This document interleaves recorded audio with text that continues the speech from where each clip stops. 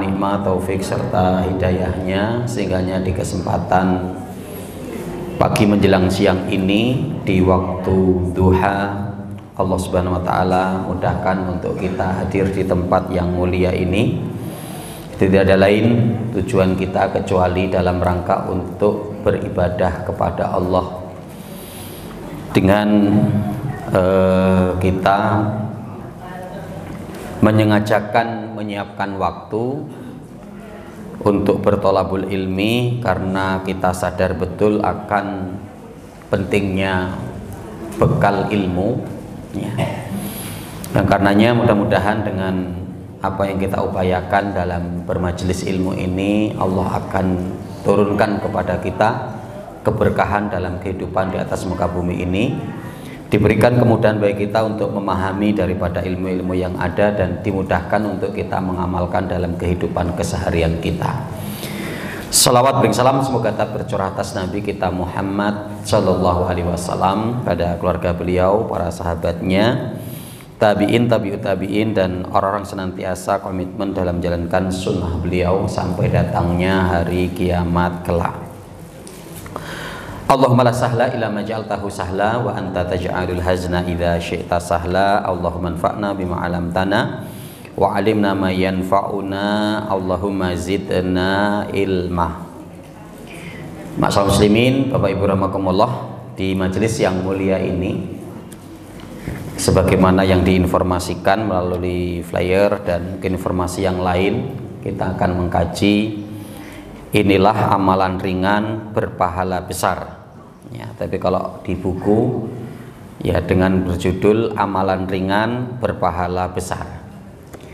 Di flyer itu sebagai tambahan kita untuk lebih kita bisa memahami, artinya inilah amalan ringan berpahala besar ya. Masyaallah muslimin, Bapak Ibu rahimakumullah, yang sudah membawa bukunya ya, akan kita awali di sini satu ilustrasi ya, di halaman 5 ya,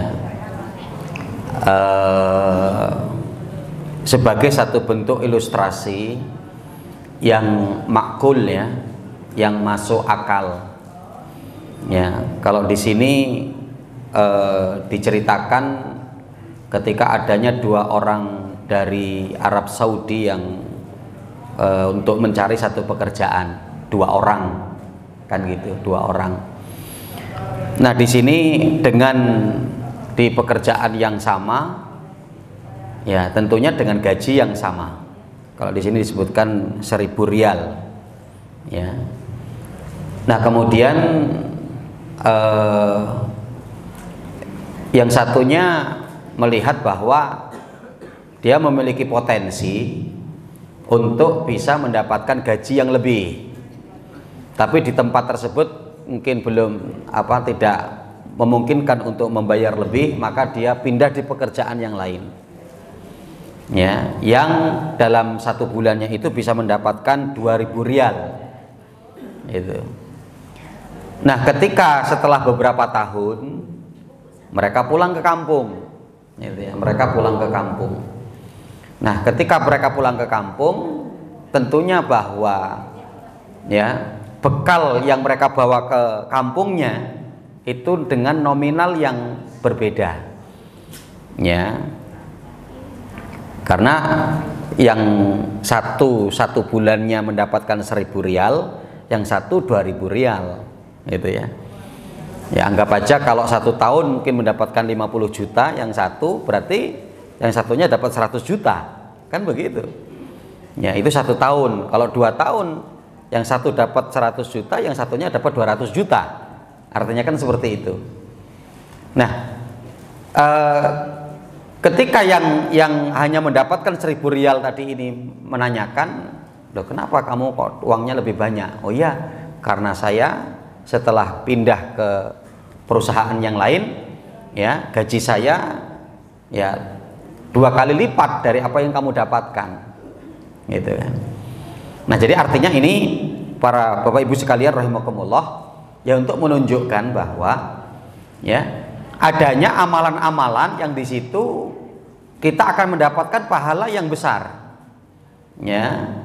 Nah, dengan ketika adanya amalan yang akan mendapatkan pahala yang besar ini, nah kita ini mau mengambil tidak, gitu kan? Apakah kita hanya akan mengambil amalan yang berpahala yang biasa-biasa saja?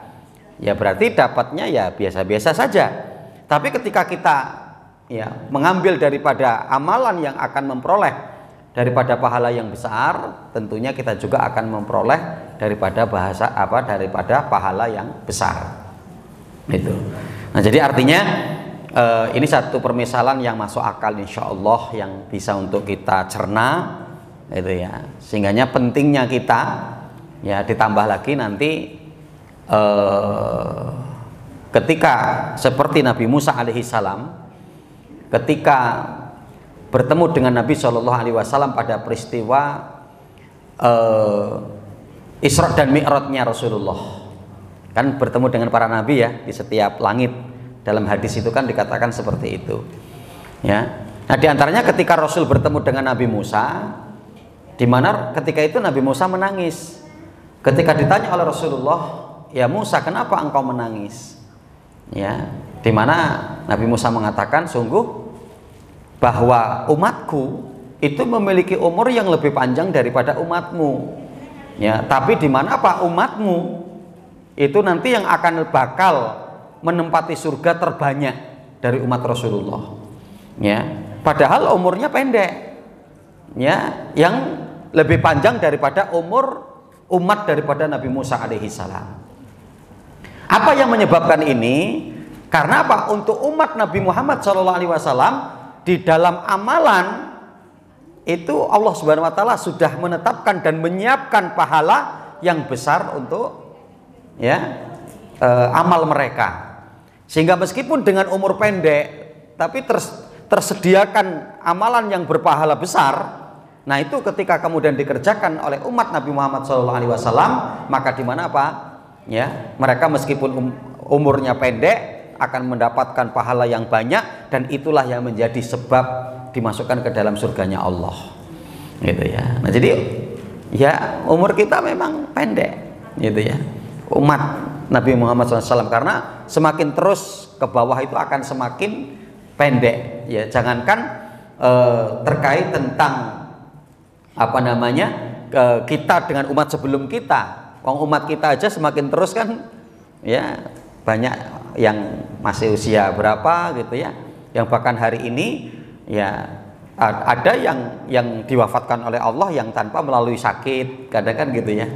Yang diantaranya kondisi inilah Rasul mengabarkan itu adalah yang disebut dengan mautul faja'ah ya, mautul faja'ah, wafat atau meninggal dengan tiba-tiba, itu diantara adalah ciri di akhir zaman ya. Jadi ciri di akhir zaman itu kematian yang tiba-tiba, kadang tanpa sakit ya, malam tidur tahu-tahu sudah ya habis subuh sudah nggak ada. Ini keluarga pun nggak ngerti ketika naza, ketika sakaratul maut itu diambilnya di waktu kapan, kan gitu ya.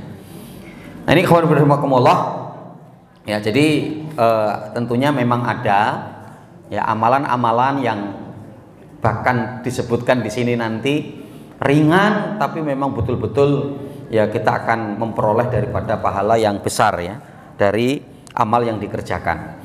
Bisa dilihat di halaman 7 para Bapak Ibu sekalian rahimakumullah, yaitu apa? Yang pertama adalah tauhid ya, yaitu mengesahkan Allah ya. Kita untuk meyakini bahwa ilah Tuhan kita itu satu-satunya itu hanya Allah ya, ya, yang termaktub di dalam syahadat kita, la ilaha illallah, la ma'buda bihaqqin illallah, tidak ada sesembahan yang hak kecuali Allah, gitu ya. Nah, jadi ketika kita mentauhidkan Allah, tidak terjerumus ke dalam syirik ya, maka di mana Pak? Ini kita sudah mendapatkan pahala yang besar. Ketika kita membawa dan ketika kita nanti diwafatkan oleh Allah membawa la ilaha illallah, yang apalagi bisa kita ucapkan ya di akhir kehidupan kita, ya yang Rasulullah mengatakan dalam riwayat Imam Ahmad, ya man akhiru kalamihi la ilaha illallah dakhalal jannah, barang siapa yang akhir ucapannya itu adalah la ilaha illallah maka dia akan masuk surga. Para Bapak Ibu sekalian rahimakumullah, bisa dibuka di halaman 9, ya, hadis tentang beratnya timbangan di hari kiamat tentang kalimat la ilaha illallah. Hadis dari sahabat Ibnu Umar, ya, bahwasanya nanti pada hari kiamat adanya hamba yang akan dipanggil oleh Allah di atas makhluk-makhluk yang lain, yang kemudian didatangkan kepada hamba ini 99 catatan, ya, atau sajalat, ya, lembaran-lembaran, dan satu lembarannya itu madal basor, ya, jadi satu lembarnya itu, ya, luasnya, panjangnya buku catatannya ini, ya, seluas daripada mata memandang, ya. Jadi kalau kayak kita mungkin permisalannya gampang, ketika mungkin kita di tempat persawahan, ya, nah, sawah semua berapa puluh hektar kan, sepanjang pandangan mata kita itu ya sawah atau kemudian laut, ya kan, nah, itu nggak tahu tepinya di mana kan gitu ya. Nah ini berarti kan begitu panjang, dan itu bukan hanya satu lembar tapi ya 99, gitu ya. Nah ternyata apa? Bahwa 99 lembar catatan ini adalah catatan amal keburukan, ya, catatan amal perbuatan dosa yang pernah dilakukan, gitu ya. Nah, yang kemudian ketika itu Allah Subhanahu wa taala akan berkata kepada hamba itu, ya, ini amal keburukanmu dulu, bener enggak, gitu ya. Jadi Allah saja enggak langsung menghukum seorang hamba, tapi untuk meyakinkan, maka hamba itu mengatakan, benar ya Rob, betul wahai Allah, betul ya Rob, gitu ya. Nah kemudian apa? Ya, bagaimana hal ini bisa kemudian untuk dihapuskan? Maka pada waktu itu kemudian ditimbanglah 99, ya, daripada catatan, ya, kertas tadi itu, lembaran tadi itu ditaruh di daun timbangan yang sebelah. Kemudian kalimat la ilaha illallah bitokoh yang tertuliskan, atau ya kartu yang tertuliskan la ilaha illallah ditaruh di daun timbangan yang lain, maka kalimat la ilaha illallah itu akan jauh lebih berat daripada 99 lembaran tadi yang terisi dari dosa-dosa hamba, itu ya. Nah ini untuk menunjukkan apa? Akan memberatkan timbangan daripada kalimat la ilaha illallah, yang padahal apa? Kalimat la ilaha illallah itu adalah kalimat yang sangat ringan, ya. Tapi ingat, masa muslimin, Bapak Ibu rahimakumullah, pentingnya kita untuk memahami daripada kalimat la ilaha illallah, ya.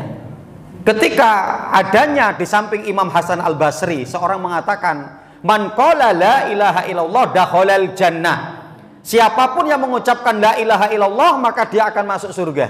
Kata Imam Hasan Al-Basri, nggak sesederhana itu. Tapi apa kata beliau? Man qala la ilaha illallah wa adda haqqaha wa faradhaha dakhalal jannah. Orang yang akan masuk surga itu adalah yang mengucapkan la ilaha illallah dan dia menjalankan konsekuensi yang ada di dalam la ilaha illallah. Di antaranya apa konsekuensinya? Ya mau siap taat kepada Allah dengan adanya syariat yang ada, mengerjakan sholat, menunaikan zakat, haji dan sebagainya. Begitu juga apa? Kesiapannya untuk meninggalkan segala macam bentuk kesyirikan. Yaitu nanti ketika Wahab bin Munabih pernah ditanya, alaisa qaulu la ilaha illallah mafatihul jannah, bukankah ucapan la ilaha illallah itu adalah merupakan kunci dari kunci surga? Beliau mengatakan bala, walakin laisa min mafatihi illa lahu asnan, tapi yang perlu kamu ketahui, tidaklah dari kunci-kunci surga itu kecuali terdapat gerigi-geriginya. In ji'ta bimafatihi lahu asnan futihalaka, kalau kamu datang nanti kepada Allah dengan membawa kunci yang ada geriginya, maka akan dibukakan untukmu. Wa in la lam yuftah, tapi kalau tidak, maka tidak akan mungkin dibukakan. Yang kita pahami pun inti kunci itu ada di gerigi, ya. Kadang kita mungkin rumah kita itu kuncinya dengan merek yang sama. Ya, tapi apakah kemudian rumah pintu depan dengan mungkin pintu belakang itu untuk bisa saling ditukar? Gak bisa. Dari mana? Ya sebetulnya rumusannya nanti ada di geriginya. Antara satu dengan yang lain itu adanya yang sedikit berbeda, gitu kan? Yang sehingga tidak bisa untuk kunci pintu belakang untuk membuka pintu depan, itu tidak bisa, gitu ya. Nah, jadi ada di gerigi. Nanti sebagian para ulama mengatakan yang dimaksud geriginya itu adalah syarat la ilaha illallah. Ya, ada sekitar berapa? 7 atau 8 syarat la ilaha illallah itu, gitu ya. Kemudian juga ada yang mengatakan seperti Imam Ibnu Qayyim Al-Jauziyah menjelaskan yang dimaksud dengan gerigi itu ya ibadah yang ada. Ya, sholat, puasa, zakat, haji dan sebagainya, yang dimana tidak cukup kita mengucapkan la ilaha illallah terus nggak beramal lagi. Yang penting saya sudah dapat kuncinya. Tidak cukup begitu. Karena apa? Kunci itu butuh adanya gerigi. Hanya seperti itu. Nah, ini ikhwan fillah rahimakumullah, kalimat yang begitu pendek ya, tapi ya memiliki satu keutamaan yang cukup begitu besar, yaitu dengan ketika mengucapkan daripada la ilaha illallah ya, yaitu dengan tauhid gitu ya. Makanya kadang masya Allah ya, yaitulah pentingnya kita belajar, pentingnya kita untuk mengkaji, agar kita nggak hanya hafal kalimat, kita nggak hanya sekedar mungkin bisa membacanya dan ngerti artinya, tapi bagaimana kita bisa memahami makna atau syarah penjelasan daripada kalimat itu. Gitu loh. Orang-orang kaum muslimin yang masih terjerumus ke dalam syirik, bahkan bisa jadi pada ketika mereka masih melakukan aktivitas untuk mengucapkan kalimat talbiyah. Kalimat talbiyah kan kalimat pemurnian tauhid ya. Labbaik Allahumma labbaik, labbaik la syarika lak labbaik, innal hamda wa ni'mata laka wal mulka la syarika lak. Ya itu aku nggak akan mungkin menyekutukanmu ya Allah, gitu kan? Ya, kami nggak akan mungkin menyekutukanmu. Tapi kadang pada kenyataannya di situ saja masih menyekutukan Allah, gitu ya. Yang meyakini selain Allah, kemudian tempat-tempat mungkin memberikan keberkahan, ya. Karena kan orang Indonesia itu yang di sana itu yang sangat untuk diperhatikan betul itu orang-orang Indonesia. Di Padang Arafah atau di mana nulis kertas, dilemparin, gitu ya. Bahkan tahun ya berapa ya? Saya 2018 ya, 2018 atau 2019 ya, ketika saya umroh pada waktu itu, pada kondisi Gua Hiro itu sedang ditutup. Ya, ketika saya tanya, kenapa kok Gua Hiro ditutup? Karena dilakukan untuk berlebih-lebihan, gitu kan? Nah ini loh. Jadi bagaimana ketika mereka mengucapkan labbaik Allahumma labbaik, labbaik la syarika lak labbaik, ya, ya aku memenuhi panggilanmu ya Allah, labbaik la syarika lak labbaik. Kami gak akan mungkin mensekutukanmu ya Allah. Tapi apa? Secara ucapan mengucapkan itu, secara perbuatannya berbeda dengan apa yang diucapkan. Ya, apalagi ketika mereka kembali ke tanah air, kembali ke Indonesia, kembali ke negerinya, coba. Ya, masih percaya dengan batu akik, ya kan, gitu kan? Ya, masih percaya dengan tempat-tempat yang dikeramatkan, makam-makam yang dikeramatkan, batu-batu yang mungkin dikeramatkan, pohon yang dikeramatkan, gitu loh. Ya, bahkan nanti kadang ketika dilakukan oleh Pak Haji dan Bu Haji, ini menjadi subhat. Lah itu loh, Pak Haji saja dia hajinya sudah 10 kali, gitu kan? Itu nggak apa-apa dia kok, masa dia nggak ngerti persoalan itu? Ya, maka hal yang terpenting itu bukan hanya ucapan la ilaha illallah, tapi kita harus memahami daripada makna la ilaha illallah yang berkonsekuensi jangan terjerumus kepada syirik. Jangan yakin kepada selain Allah, yakinlah hanya kepada Allah. Yang bisa memberikan manfaat dan mudarat itu hanya Allah, ya. Nah ini, jadi untuk bagaimana kita bisa memahami daripada kalimat la ilaha illallah. Yang kedua di halaman 10, ikhlas. Ya, ikhlas. Ya. Nah, kayak mana kira-kira Bapak Ibu ya? Ikhlas itu berat atau ringan gitu ya? Ya, susah gitu Bu ya. Ya. Iya sih, ikhlas katanya gitu ya. Ikhlas sih ikhlas. Ya iya, memang harus ikhlas gitu ya. Tapi kadang orang ya ikhlas sih ikhlas, tapi kalau disakiti terus, nah kan gitu kan. Ikhlas sih ikhlas, sudah ditolong malah gitu kan. Nah, jadi akhirnya memang benar-benar jadi tidak ikhlas. Ya kan begitu ya. Nah, kita nanti mendapati dalam surat Al-Bayyinah ayat yang kelima jelas. Wa ma umiru illa liya'budullaha mukhlishina lahuddin. Kami tidak pernah memerintahkan hamba ini, kata Allah, untuk beribadah kecuali mukhlisin, ikhlas, mengikhlaskan agama hanya kepada Allah. Di halaman 11 adanya ungkapan disampaikan oleh Imam Abdullah bin Mubarak. Ya, rubba amalin saghirin tu'azzimuhu niyah wa rubba amalin kabirin tusaghiruhu niyah. Betapa banyak amalan yang kecil menjadi berpahala besar karena niat. Masya Allah, amalan kecil gitu ya, dapat berpahala besar. Yang mempengaruhi itu apa? Niat. Ya, mempengaruhi itu niatnya. Ya, jadi kadang kita jalan ada ranting gitu ya, kita singkirkan, ikhlas banget itu. Wah, itu pahalanya besar. Gitu ya.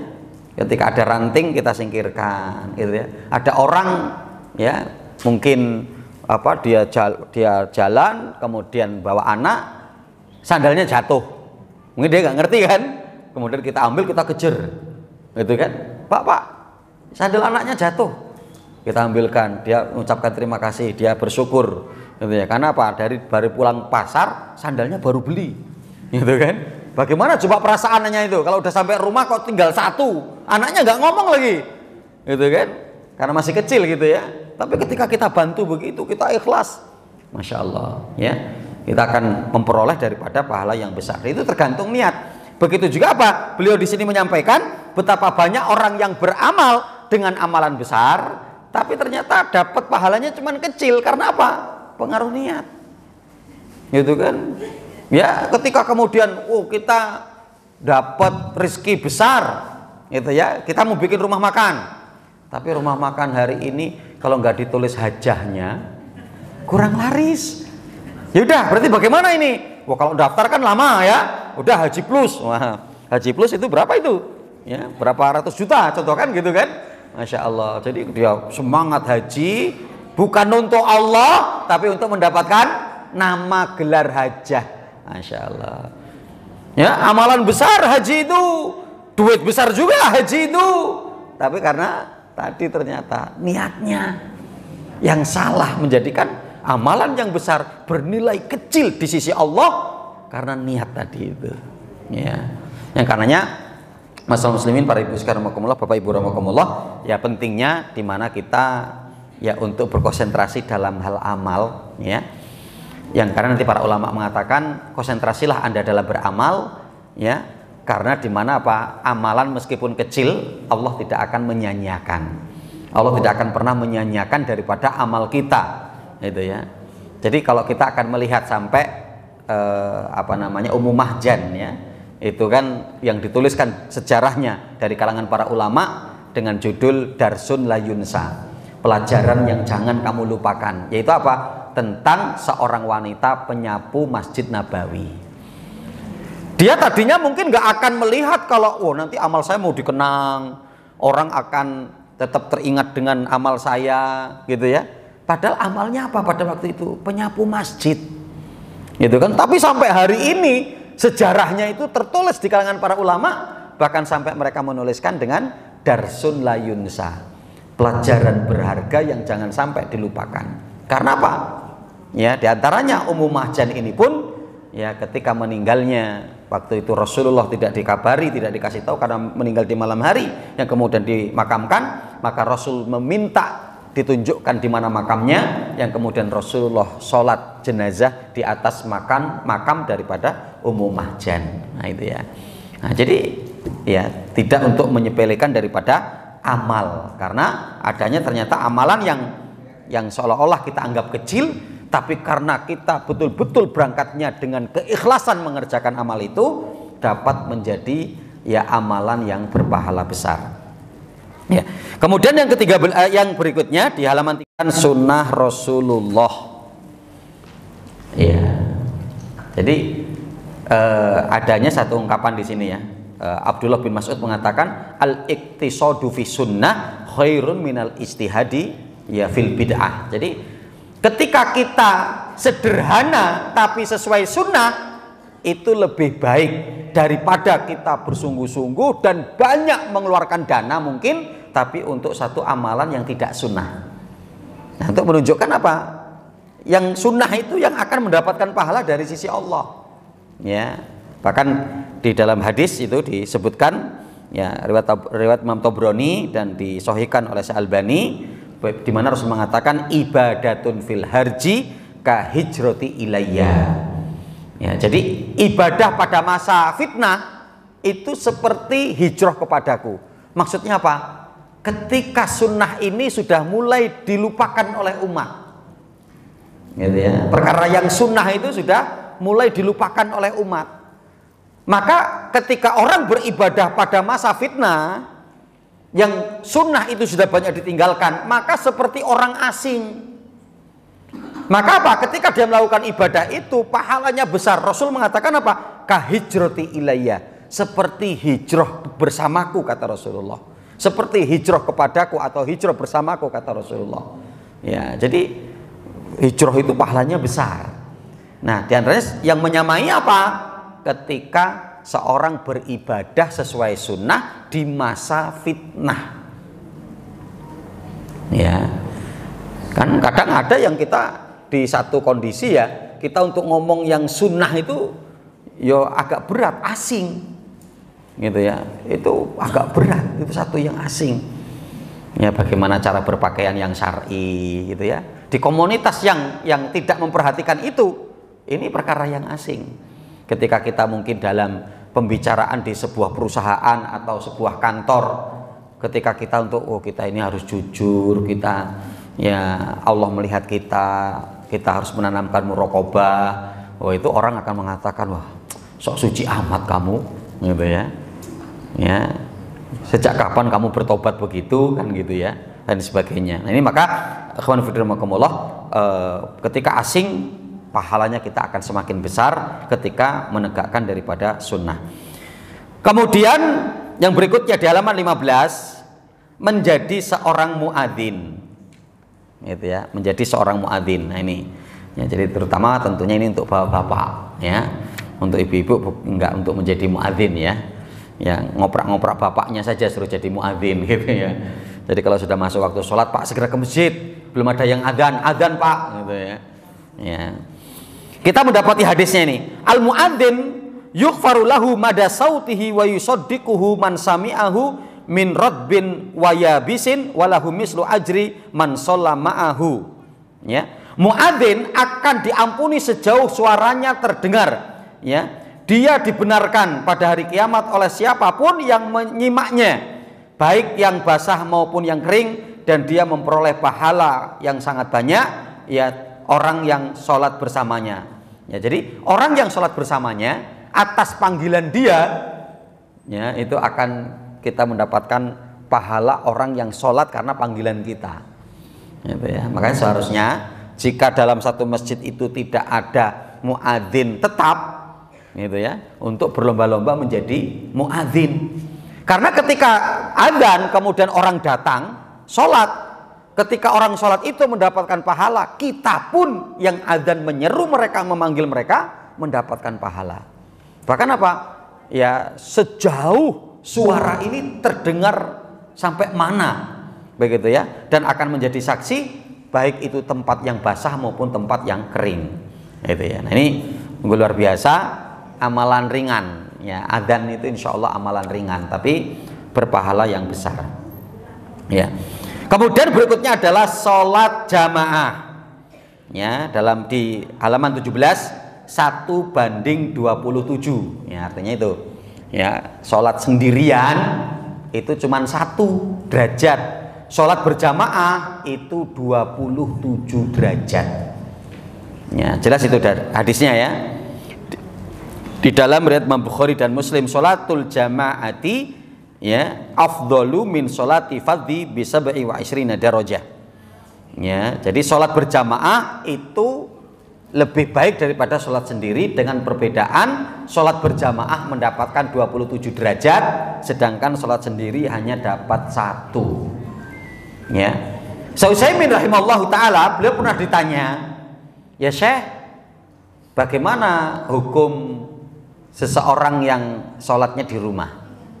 Ya, maka Utsaimin mengatakan, ya jika rukun syarat-syaratnya dijaga, ya dimana apa, insya Allah sholatnya sah, tapi dia berdosa dengan karena laki-laki tapi tidak berjamaah di masjid.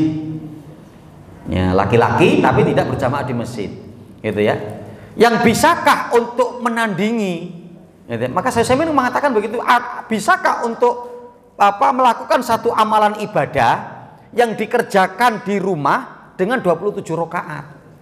Dan itu pun, kalaupun bisa ada seseorang sholatnya 27 rakaat tidak bisa menandingi orang yang sholat berjamaah di masjid, tergantung sholatnya pada waktu itu apa, sesuai rakaatnya kan.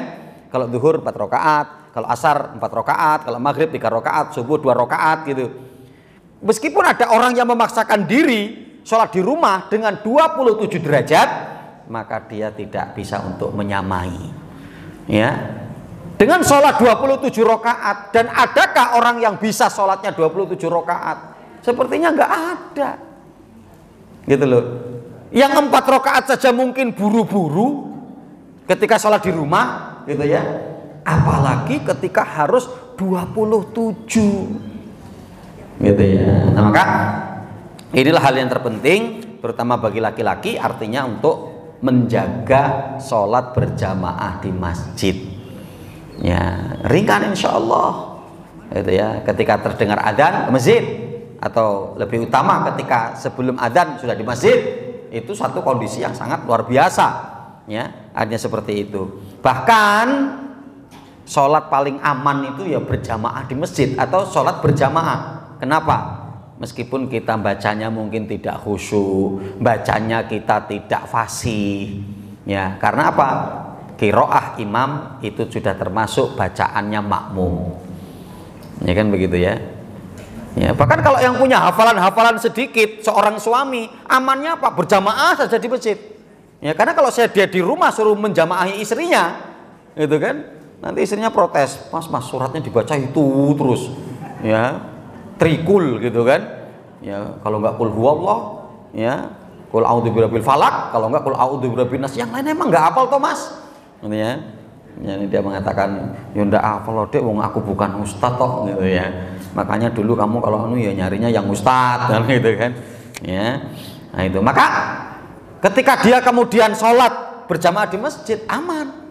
Ya, istrinya juga seneng, masya Allah, suamiku sholat berjamaah terus di masjid, gitu ya. Mas, mbok sesekali sih ngimami kami, gitu ya, ngimami kita di rumah. Kata suaminya, enggak lah, gitu ya. Saya biar dapat 27 derajat, gitu ya. Ya padahal intinya karena nggak ada hafalan yang lain, gitu ya.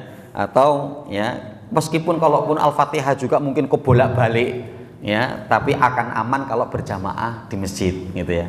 Yang penting dia juga jangan suruh jadi imam. Ya, dia kalau suruh jadi imam ya sama saja, gitu ya.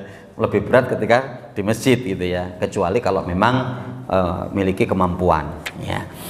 Itu. Kemudian berikutnya, ya, di halaman 19, ya, yaitu mengerjakan sholat subuh, ya, mengerjakan sholat subuh, ya, di mana Rasul, ya, Shallallahu Alaihi Wasallam bersabda dalam riwayat Imam Muslim, man sholal isya fi jama'atin faka'annama qoma nisfal lail, wa man sholal subha fi jama'atin faka'annama sholal laila kullah. Masya Allah, ya.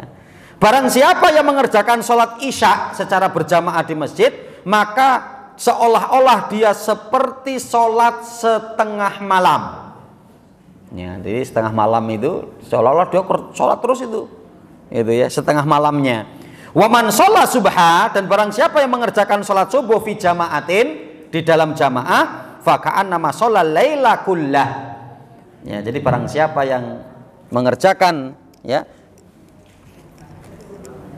dihidupkan nggak Pak? Sudah hidup. Ya, jadi barang siapa yang mengerjakan sholat subuh berjamaah di masjid, maka dia seolah-olah seperti mengerjakan sholat malam semalam suntuk. Ya, masya Allah. Ya, jadi di sini dikatakan syarahnya, adakah orang yang bisa sholat semalam suntuk? Ya, jadi anggap aja kalau ini kaitan dengan sholat lail, sholat malam dari habis isya sampai menjelang subuh. Anggap aja kalau subuh hari ini jam 4.30, jadi sampai jam 4.15. Dari habis isya sampai jam 4.15. Wah, kan berat gitu ya. Seperti mengerjakan semalam suntuk. Ini bisa diwakili dengan apa? Sholat subuh berjamaah di masjid. Ya, jadi seperti kita mengerjakan sholat malam semalam suntuk, full kita mengerjakan sholat, tidak istirahat, tidak tidur, masya Allah. Dan itu bisa diganti atau bisa diwakili dengan hanya 2 rakaat sholat subuh berjamaah, gitu lah. Tapi kan kadang bukti kenyataannya ya banyak yang berat, ya. Jadi ketika maka menjadi tolak ukur itu dilihat dari sholat subuh, gitu ya. Sholat subuh itu sudah sedikit bisa tandai ya sudah umur-umur yang sekian yang datang, gitu ya. Ya, yang muda-muda merasa ya umurku masih panjang, gitu ya, nanti ajalah, gitu ya. Nah, ini sholat subuh berjamaah di masjid ya, dengan amalan ringan tapi memiliki pahala yang besar ya. Kemudian berikutnya adalah sholat sunnah fajar di halaman 20 ya, jelas itu, raqatal fajri khairun minad dunya wa ma fiha. 2 rakaat fajar ya, sebelum sholat subuh, setelah adzan subuh, dan sebelum sholat subuh 2 rakaat itu lebih baik daripada dunia dan seisinya, masya Allah ya. Gitu ya. Jadi kalau ketika kita betul-betul meyakini hadis ini dan kita mengerjakan ini, maka di mana apa?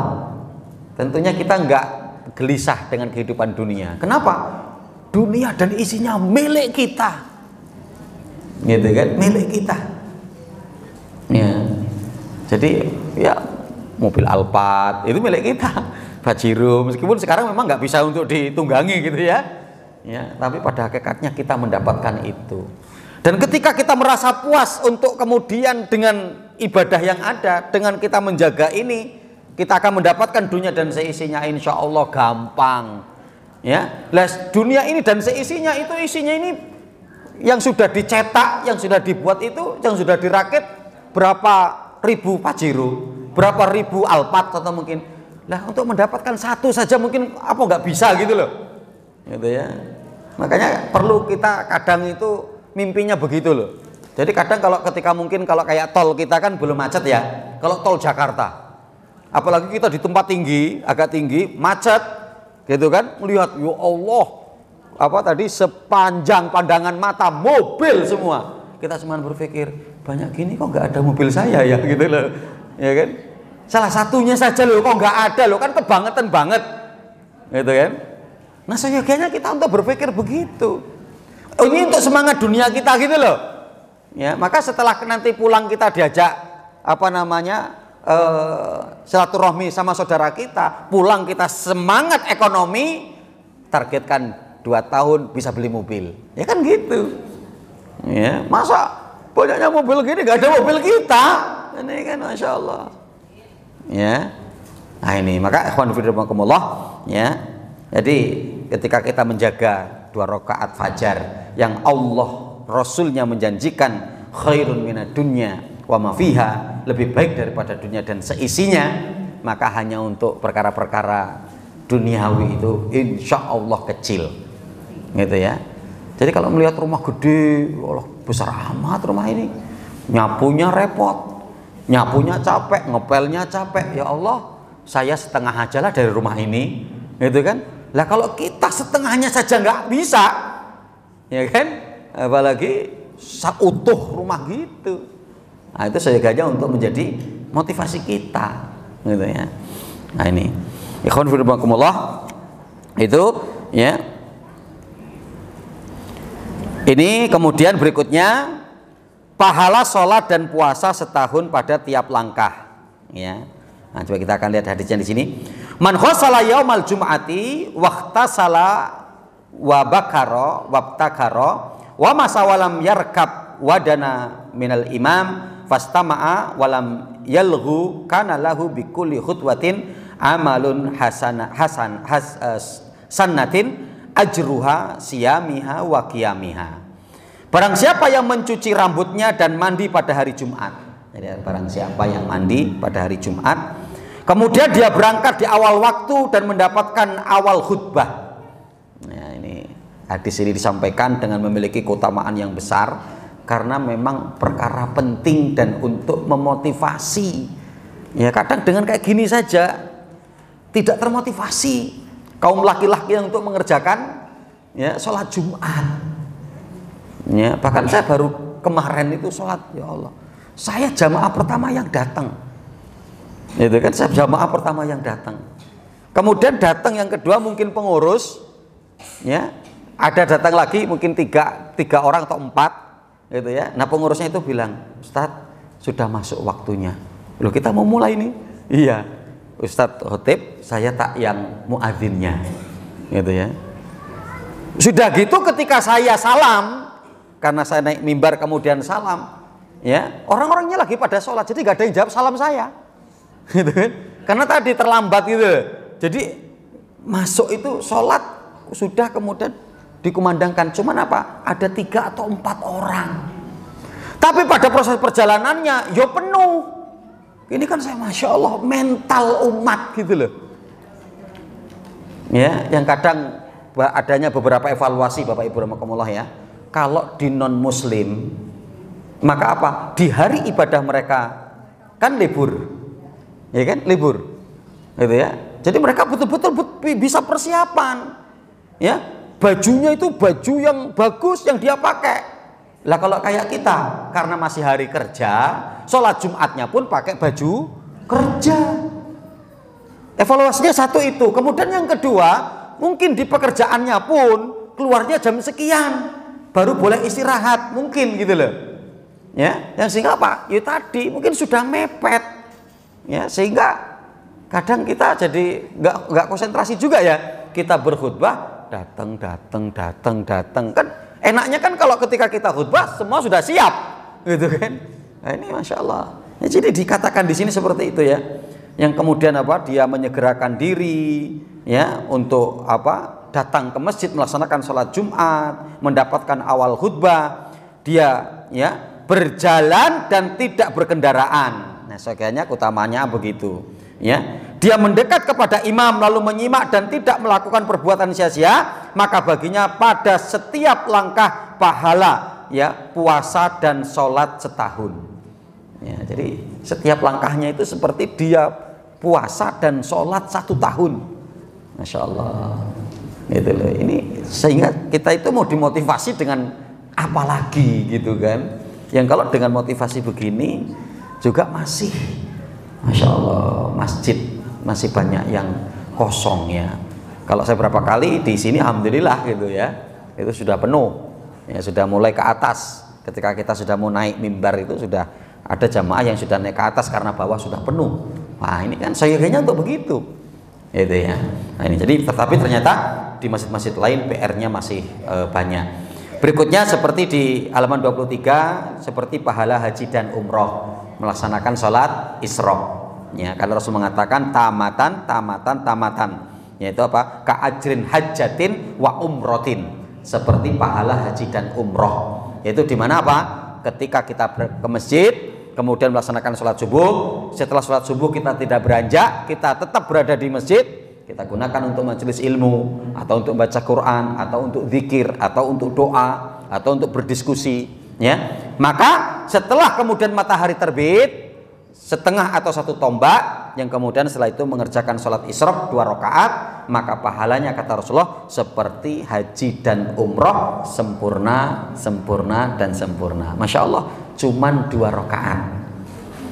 Bagaimana bagi seorang wanita? Bolehkah dia untuk, karena sholatnya di rumah, ya, untuk kemudian juga melaksanakan sholat isyraq? Bagi wanita boleh. Ya, tapi apa? Tidak beranjak dari tempat sholatnya. Jadi sholat subuh di mana dia sholat, udah dia di situ aja nunggu sampai matahari terbit. Ya, baru ketika setelah itu sholat 2 rakaat. Ya, tapi nggak boleh dan akan menjadi batal jika disambi sama cuci piring. Nah itu ya batal sudah, gitu kan? Batal, gitu ya. Sambil mendengarkan ceramah boleh. Ya, sholat depannya mungkin televisi ya. Setelah sholat kemudian dihidupkan, ya Mama Dede. Nah contoh begitu. Ya. Nah jadi sambil dengerin ceramah, nanti setelah dilihat jam, oh sudah masuk sholat boleh. Ya sama saja berarti kan ngikutin kajian, gitu ya. Hanya saja ya yaitu dengan online. Artinya kan seperti itu. Ya. Nah, ini untuk mengerjakan daripada sholat syuruk ya, atau sholat isyraq. Berikutnya di halaman 24. Satu lagi poin, nanti yang lain bisa dibaca sendiri insya Allah ya, yaitu apa? Bermajelis bersama malaikat. Yang dimaksudkan di sini apa? Bermajelis ilmu. Jelas itu hadisnya di halaman 24 ya. Hadis riwayat Tabrani ya, Syekh Albani dalam Sahih At-Targhib wa Tarhib, beliau mengatakan apa? Hasan sahih. Berarti hadis ini bisa dijadikan hujah. Apa kata Rasulullah? Man khoda ilal masjid la yuridu illa an yata'allama khaira au yu'allimahu kana lahu ka'ajri haj tamah hajatuhu. Masya Allah ya. Jadi barang siapa yang pergi ke masjid tidak menginginkan kecuali untuk belajar kebaikan atau mengajarkan kebaikan, ya kana lahu ka'ajri haj, maka bagi dirinya seperti mendapatkan pahala haji tamah ya hajatahu. Ya jadi sempurna hajinya, gitu ya, masya Allah, ya akan mendapatkan seperti pahala haji, ya. Jadi bagi siapa yang pergi ke masjid untuk bertolabul ilmi, ya, yaitu apa? Bermajelis bersama dengan para malaikat. Karena dalam hadis ketika adanya majelis ilmu, malaikat akan turun hadir di majelis tersebut dengan membentangkan sayapnya. Ya, yang dimana para ulama mengatakan ya bagi burung ya sayap itu seperti tangan, gitu kan? Jadi kalau burung itu tangannya mana ya sayapnya, maka begitu juga malaikat, sayapnya itu adalah tangannya malaikat, dibentangkan. Itu para ulama mengatakan mengadahkan tangannya kepada Allah, berdoa. Mendoakan siapa? Orang yang hadir dalam majelis ilmu. Allahumma gfir lahu, Allahumma arhamhu. Ya Allah, ampunilah dosa mereka yang sedang bertolabul ilmi dan rahmatilah mereka.